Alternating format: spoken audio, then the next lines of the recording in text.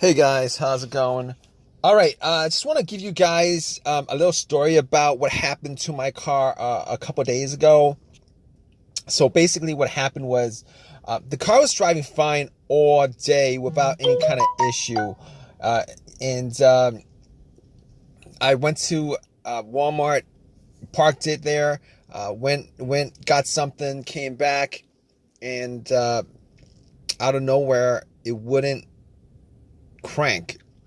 So no crank, no start issue that I had. So basically, everything on the dash worked fine. Everything in the car worked fine. There was absolutely no issues at all. The remote worked fine. Was able to get into the car. Radio was blasting. Radio was on. Everything. All right. So basically, I was thinking to myself, probably the battery was the issue. So what I did was I turned on the headlights, went out and checked out the beam, just to give me a gauge on how bright the headlights were. I could probably determine whether the battery was good or not. And the headlights were really bright.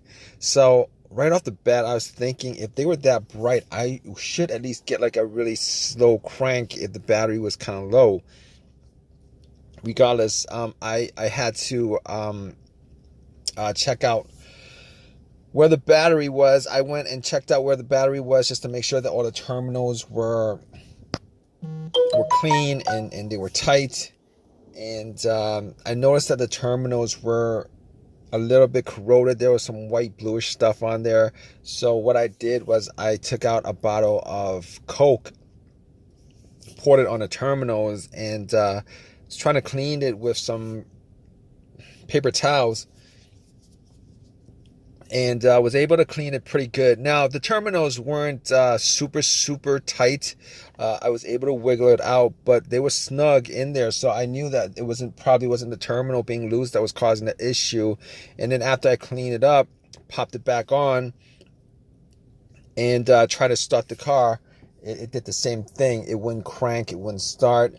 But everything else seemed to be working all right. So at that point, I was thinking to myself, all right, maybe it could be a weak ground wire. If you guys don't know what where the ground wire is, the main ground wire is pretty much the negative terminal, and most of the time it connects to the frame of your car. So I checked it just to make sure there was no corrosion, that it wasn't split or anything like that. There was no issues with it. So what I did after that was, I had a battery pack that I bought a couple of months ago, because I had the same situation where I swapped out the battery. I was hoping that it was the battery, even though I swapped it out, considering I could actually just swap it out at Walmart. So I actually put the battery pack on there. It was at 100%. Tried to start it, and still wouldn't start. So at that point, I knew it was probably not the battery. And even though, I didn't think it was the alternator, I could probably just at that point rule out the alternator, because if it was the alternator, the car would have at least slow cranked, or I would have been able to start it. And then once I took the battery pack off, it would have just died out.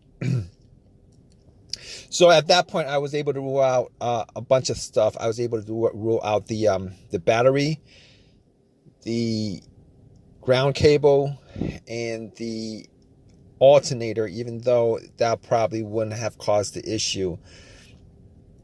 So after going through that, I was thinking to myself, could it be something? Could it be the car's computer ECU? Because I did see a check engine light on my dash, and that check engine light was there. It's been there for a while, and I believe it was for a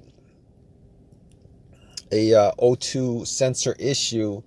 Now, I did have an OBD2 that I bought from Walmart, and it was a $19 OBD2, one of the cheap ones, and I pretty much hooked it on to my OBD port, and trying to make sure that I was actually getting a connection between the car's computer and the car itself.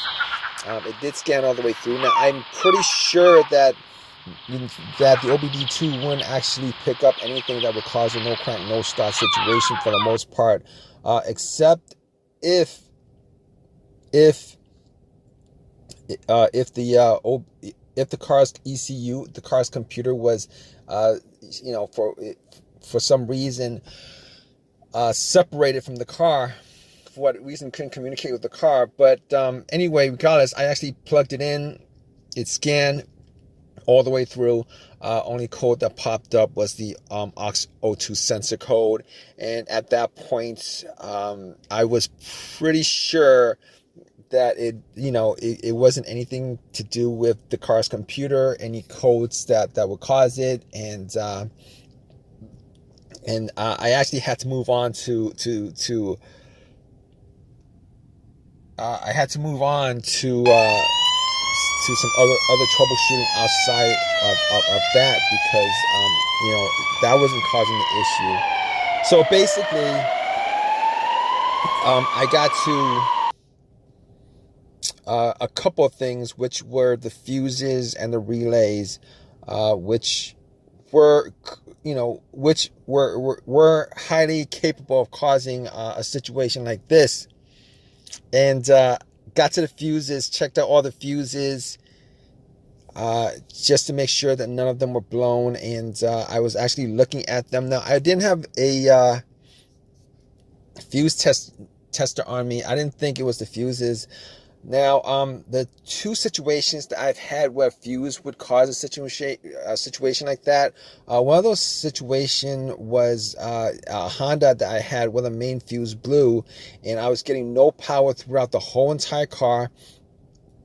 The main fuse was the fuse that connected the battery to the fuse box itself.